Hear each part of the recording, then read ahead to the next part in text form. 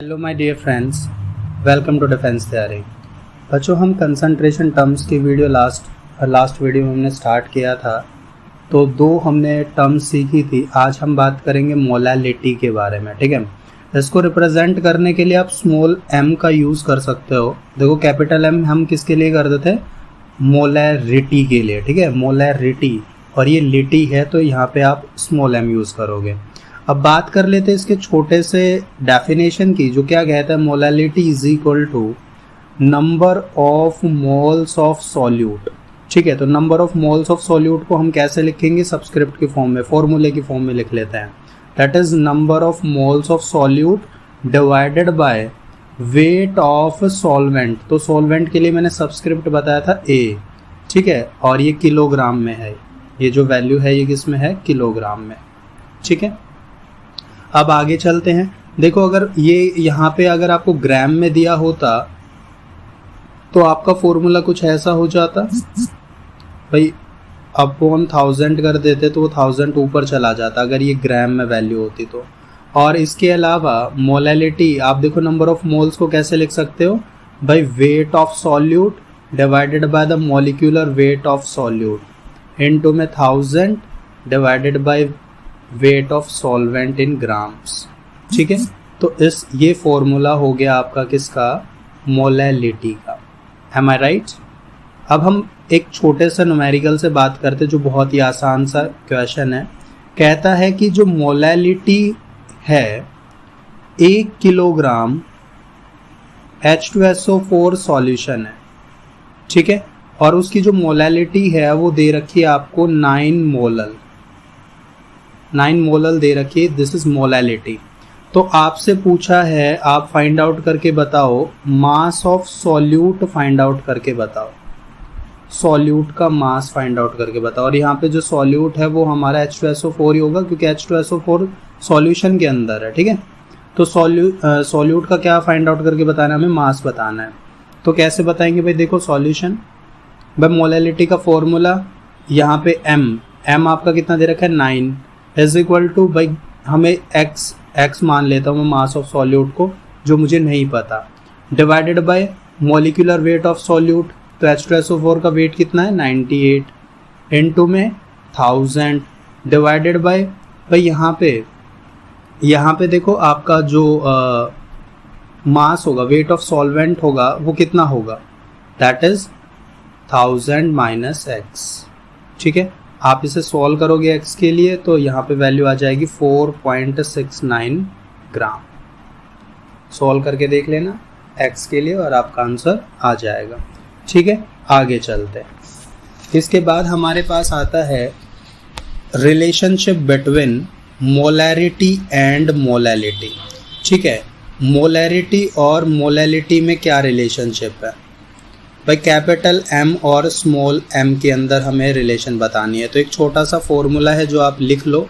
Small m is equal to 1000 into में molarity divided by 1000 into में density minus molarity into में molecular weight of solute. ठीक है, ये आपका क्या हो गया? ये छोटा सा फॉर्मूला हो गया। अब एक क्वेश्चन करके देख लेते हैं इसके बेसिस पे।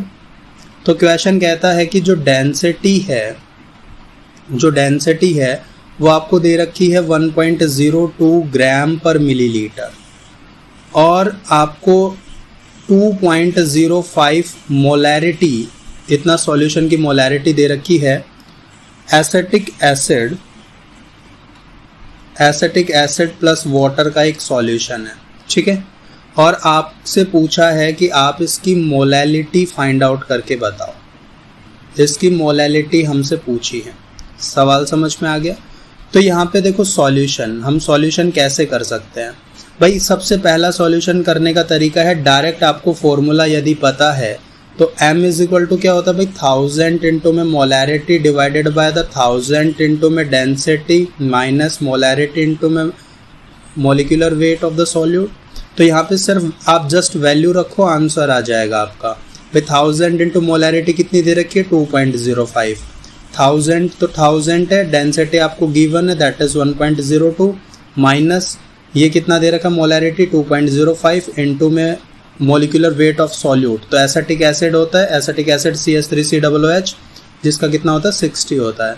तो आप इसे सॉल्व करोगे तो ये आ जाएगा 2.28 मोलर। ठीक है, ये तो हो गया डायरेक्ट, आपने फॉर्मूले में वैल्यू रखी और आंसर आ गया। लेकिन कभी कभी क्या होता है कुछ बच्चे भूल जाते हैं कि फॉर्मूला क्या था। तो देखो आप ऐसे भी कैलकुलेट कर सकते हो। भाई आपको क्या दे रखा है 2.05 मोलैरिटी दे रखी है, ठीक है, पर लीटर में वैल्यू है। तो पर लीटर में वैल्यू है यानी कि 1 लीटर के अंदर, तो यानी कि वो कितने ml हो गए 1000 ml हो गए, सही है। और इतना ml कंटेन करता है कितने मोल्स, भाई 2.05 मोल्स ही कंटेन करेगा, मोल्स ऑफ एसिटिक एसिड के, सही बात है। अब अगर हम मास निकालें तो देखो मास ऑफ सॉल्यूशन का जो मास होगा वो क्या होगा, वॉल्यूम इनटू में डेंसिटी होगा भाई, है ना। और वॉल्यूम कितनी है, अभी हमने लिखा 1000 मिलीलीटर है, डेंसिटी गिवन है हमें 1.02 है, ठीक है। तो सॉल्व किया, ये कितना आ गया 1020 ग्राम आ गया, कोई दिक्कत वाली बात नहीं है। अगर मैं मोल्स कैलकुलेट करूं तो मोल्स कैसे कैलकुलेट करूंगा, सॉल्यूट के मोल्स, भाई सॉल्यूट के मोल्स नहीं, मोल्स तो हैं हमारे पास, मास ऑफ सॉल्यूट, ठीक है। मास ऑफ सॉल्यूट क्या होगा, मोल्स इनटू में मॉलिक्यूलर वेट, ठीक है, मॉलिक्यूलर वेट। तो मोल्स कितने हैं हमारे पास 2.05 हैं, और मॉलिक्यूलर वेट कितना हो जाएगा भाई 60 हो जाएगा एसिटिक एसिड का। सॉल्व किया तो ये कितना आ गया 123 ग्राम आ गया भाई, मास ऑफ सॉल्यूट आ गया हमारे पास। अब सॉल्वेंट का मास, ठीक है, तो सॉल्वेंट का मास है वो मैं m से लिख लेता हूँ, मास ऑफ सॉल्वेंट ये कितना आ जाएगा भाई, टोटल देखो सॉल्यूशन का मास 1020 है माइनस सॉल्यूट का मास, तो ये कितना आ गया, ये आ गया आपका 897 ग्राम, ठीक है, कोई दिक्कत नहीं है। बस अब मोलैलिटी के फॉर्मूले में वैल्यू रख दो भाई, जो मास है वो कितना है 123 है, मॉलिक्यूलर वेट 60 है, वॉल्यूम इनटू में 1000 करते हैं, और यहाँ पे सॉल्वेंट का मास कितना 897। आप इसे भी सॉल्व करोगे तो यहाँ पे आंसर आपका 2.28 मोलर आएगा। देखो ये जो सेकंड वाला है ऑप्शन ये थोड़ा लेंथी पड़ जाता है, इसलिए पहले वाला ही प्रेफर करूँगा मैं कि आप डायरेक्ट फॉर्मूला याद रखो और आंसर पाओ, ठीक है। ये वाला काफ़ी लेंथी पड़ जाता है लेकिन हम ऐसे भी इसको सॉल्व कर सकते हैं, राइट। अब नोट करके एक छोटी सी बात आप लिख सकते हो, नोट, वो बात क्या है भाई, फॉर डाइल्यूट एक्वस सॉल्यूशन, अगर आपके पास डाइल्यूट एक्वस सॉल्यूशन गिवन है, ठीक है, डाइल्यूट है और एक्वस सॉल्यूशन है, तो उस केस में जो मोलैलिटी होती है वो नियरली बराबर होती है मोलैरिटी के। तो ये एक इम्पोर्टेंट बात, राइट। और मोलैरिटी का फॉर्मूला भाई mass of number of moles of solute into में 1000 divided by volume in millilitre होता है। इसको मैं इक्वेशन नंबर 1 मान लेता हूँ। अब डाइल्यूट कंडीशन के लिए, यानी कि डाइल्यूट अगर सॉल्यूशन है आपका, तो उसके लिए देखो जो वॉल्यूम ऑफ सॉल्यूशन होगी वो आपकी किसके बराबर होगी भाई, volume of solvent in millilitre इसके बराबर होगी, और ये बराबर होगा किसके, मास ऑफ सॉल्वेंट, ठीक है, ग्राम्स में। तो यहाँ से हम क्या करेंगे कि भाई इक्वेशन 2 को इक्वेशन 1 में रखेंगे, पुट इक्वेशन 2 इन 1, ठीक है। तो यहाँ से हमारी जो मोलैरिटी है वो क्या आ जाएगी भाई, NB इनटू में 1000, और वॉल्यूम की जगह मैं क्या रख सकता हूँ भाई, मास ऑफ सॉल्वेंट रख सकता हूँ। तो मैंने मास ऑफ सॉल्वेंट रख दिया, ठीक है। तो ये देखो ये क्या, ये किसका फॉर्मूला बन गया, मोलैलिटी का बन गया। तो देयरफॉर हम कह सकते हैं कि यहाँ पे मोलैरिटी आपकी मोलैलिटी के बराबर होती है डाइल्यूट सॉल्यूशन के लिए, ठीक है। आई होप आप समझ गए होंगे बहुत ही आसान तरीके से। आगे चलते हैं। इसके बाद हमारे पास नेक्स्ट टर्म आती है दैट इज मोल फ्रैक्शन। और देखो मोल फ्रैक्शन को आप कुछ इस तरीके से सिंबल बनाकर लिख सकते हो, ऐसा X का सिंबल, ठीक है। अब देखो हमारे पास मान लो 2 कंपोनेंट्स है A और B, तो मोल फ्रैक्शन में ए के लिए लिखूं तो क्या लिखूंगा, नंबर ऑफ मोल्स ऑफ ए, जिसके लिए फाइंड आउट कर रहा हूं उसी का मोल सबसे ऊपर लिखा जाएगा, divided by total number of moles. ठीक है, अगर मान लो मेरे को बी के लिए फाइंड आउट करना होता तो मैं कैसे कर देता, moles of B divided by total number of moles, right. अब यहाँ पे एक ही बात ध्यान रखो कि जो mole fraction of A and mole fraction of B का सम आता है वो 1 के बराबर आता है, राइट। अब यहाँ पे हमारे पास एक अगली बात आ जाती है, that is relation between mole fraction and molality. तो मोलैलिटी और मोल फ्रैक्शन में क्या रिलेशनशिप है, तो एक छोटा सा फॉर्मूला यहाँ पे हमारे पास आता है, that is molality is equal to mole fraction of solute divided by mole fraction of solvent into में 1000 divided by the mass of solvent. ठीक है, तो ये आपका छोटा सा रिलेशनशिप आ जाता है मोल फ्रैक्शन और मोलैलिटी के बीच में।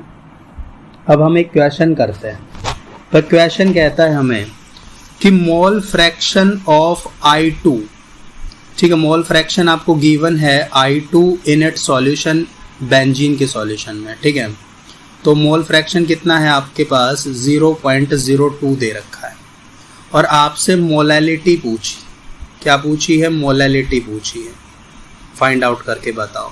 तो बहुत ही आसान है, आपको सिंपली तरीके से वो ऊपर वाला जो फॉर्मूला अभी भी बताया उसी तरीके से आपको फॉर्मूले में वैल्यू रखनी है। But molality is equal to mole fraction of solute divided by mole fraction of solvent into में 1000 divided by the mass of solvent. ठीक है, तो मोल फ्रैक्शन कितनी दे रखी है सॉल्यूट की दे रखी है जी 0.02 और भाई XA। अब देखो XA हमें कैसे पता चलेगा, मैंने आपको बताया कि XA प्लस XB 1 के बराबर होता है, तो यहाँ पे XB की वैल्यू पता है हमें, तो 1 माइनस XB कर देंगे तो कितना आ जाएगा, 0.02 हटाओगे तो 0.98 आ जाएगा, इनटू में 1000 डिवाइडेड बाय, अब मास लिखोगे आप सॉल्वेंट का, तो सॉल्वेंट का मास कितना, अभी देखो टोटल 100 ग्राम होता है, तो उसमें जो बेंजीन है वो कितना 78 ग्राम। तो यहाँ से आप सॉल्व करोगे तो ये आ जाएगा 0.261 मोलल। ठीक है, सॉल्व करने के बाद आंसर आ गया आपके पास। आप ऐसे भी कर सकते हो और दूसरा तरीका भी है हमारे पास, दूसरा तरीका भी कर लेते हैं। भाई देखो मान लेता हूँ मैं कि मेरे पास X मोलल है, ठीक है, X मोलल है। अगर मैं नंबर ऑफ मोल्स बेंजीन के निकालना चाहूँ तो वो कितना हो जाएगा भाई, 1000 डिवाइडेड बाई 78, तो ये कितना हो गया 12.82, ठीक है, 12.82। और मोल फ्रैक्शन निकालूँ मैं तो वो कितना हो जाएगा X divided by X plus 12.82, right. तो यहाँ से हम अगर वैल्यू निकालें तो ये कितना आ जाएगा भाई, 0.02 दे रखा है XB और यहाँ पे X divided by X plus 12.82। तो यहाँ से हम X की वैल्यू फाइंड आउट कर सकते हैं, जो कितनी आएगी 0.261 आ जाएगी।